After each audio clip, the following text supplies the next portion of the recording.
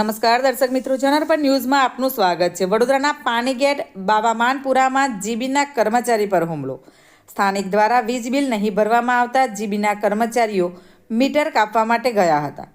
તે દરમિયાન સ્થાનિક દ્વારા જીબીના કર્મચારીઓ પર હુમલો કરી દીધો છે। જાહેરમાં થયેલી મારામારીના વિડીયો સોશિયલ મીડિયામાં વાયરલ થયા છે। બનાવના પગલે વિસ્તારમાં ભયનું વાતાવરણ ઊભું થયું હતું।